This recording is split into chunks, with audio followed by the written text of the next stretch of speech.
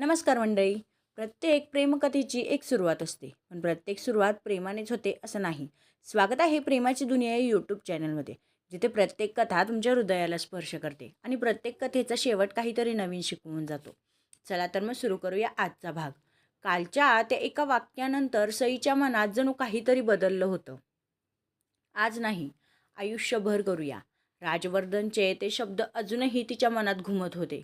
गाडीने तिला घरी आणून सोडलं होतं, पण तिचं मन अजूनही राजवर्धन सोबतच होतं. दार उघडून ती घरात आली. चेहऱ्यावर नकळत उमटलेलं हसू लपवण्याचा तिने कितीही प्रयत्न केला, तरीही ते लपत नव्हतं. अनघा हॉलमध्येच होत्या.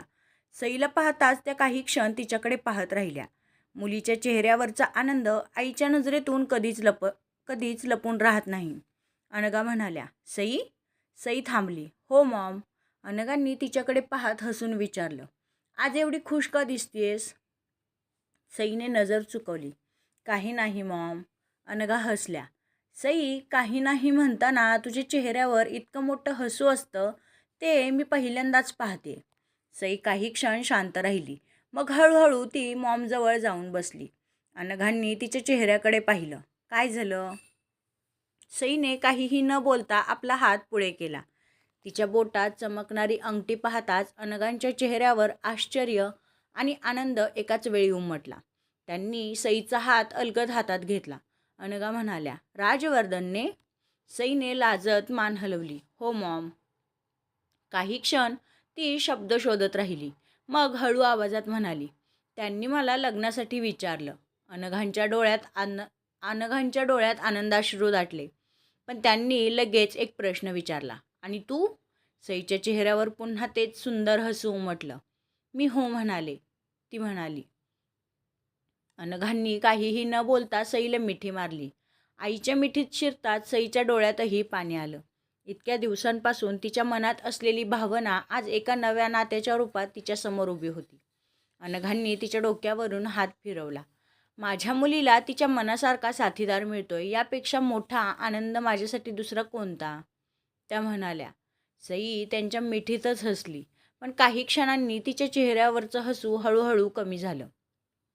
अनघांच्या ते लक्षात आलं. त्या तिच्यापासून थोडं दूर होत म्हणाल्या, पण?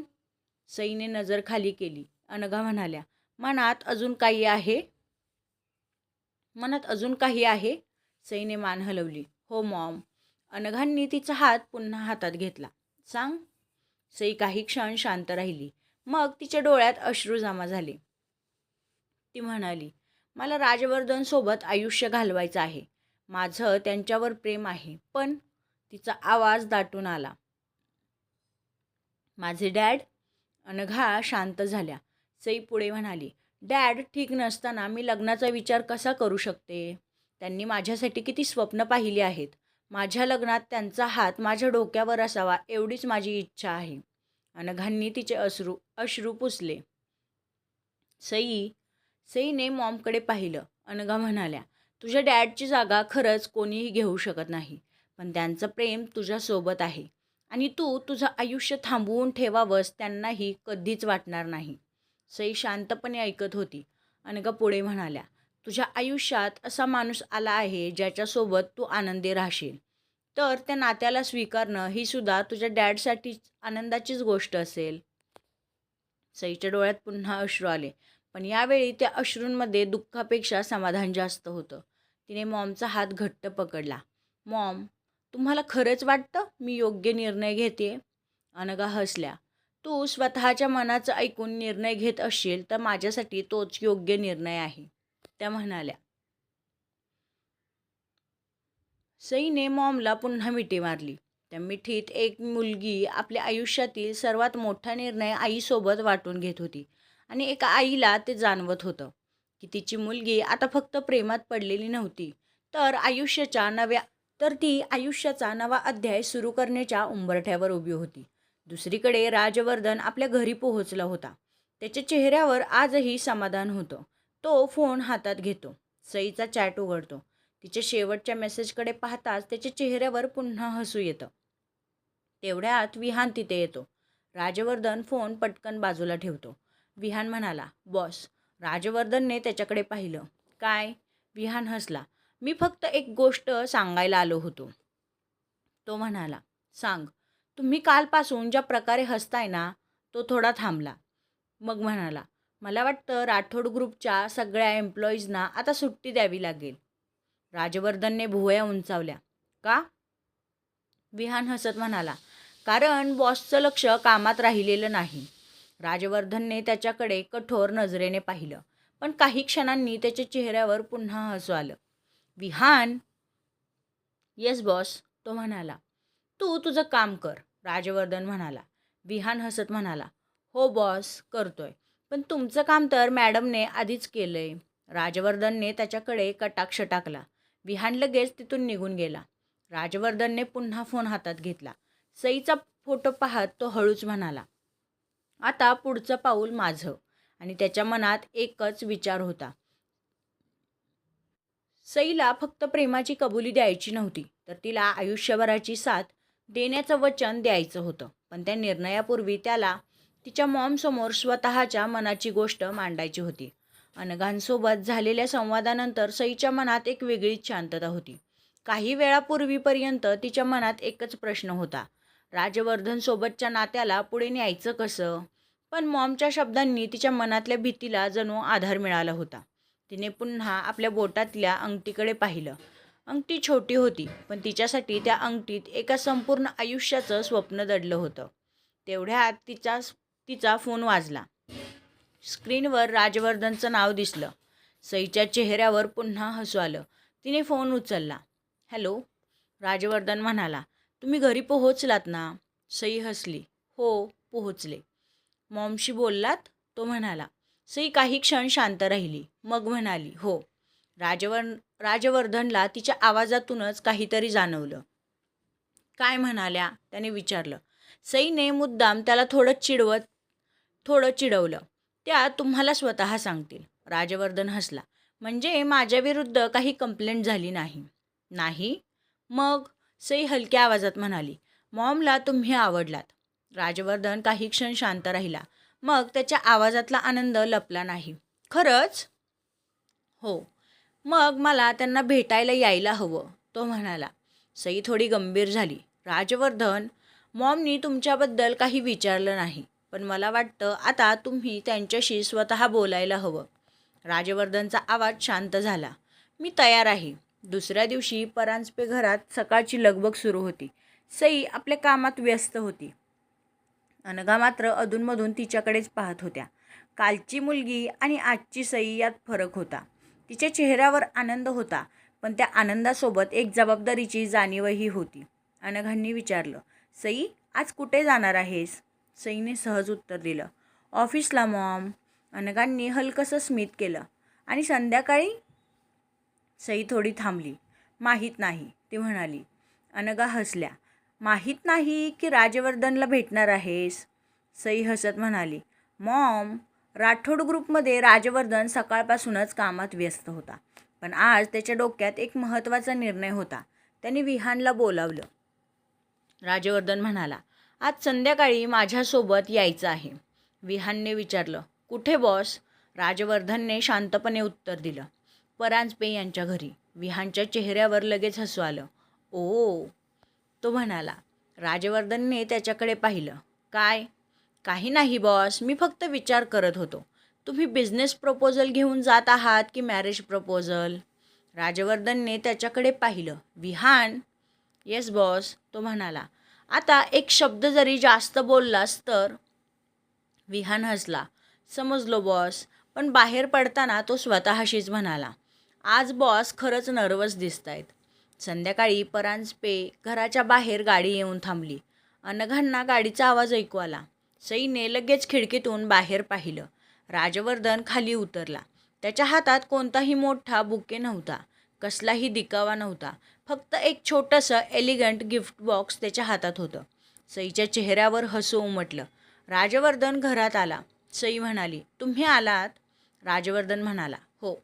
मग त्याने अनघांकडे पाहिलं. नमस्कार मॅम, तो म्हणाला. अनघांनी हसत उत्तर दिलं, नमस्कार. राजवर्धनने त्यांच्यासमोर बसत नम्रपणे सांगितलं, मॅम, आज मी इथे सईसोबत बोलायला आलो नाही. मी तुमच्याशी बोलायला आलो आहे. अनघांनी त्याच्याकडे लक्षपूर्वक पाहिलं. राजवर्धन पुढे म्हणाला, मला सई खूप आवडते. तिच्यावर माझं प्रेम आहे आणि तिच्यासोबत मला माझं आयुष्य घालवायचं आहे.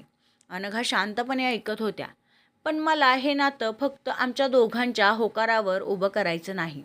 तुमचा आशीर्वाद माझ्यासाठी तितकाच महत्त्वाचा आहे, राजवर्धन म्हणाला. सईच्या डोळ्यात मात्र पाणी आलं होतं.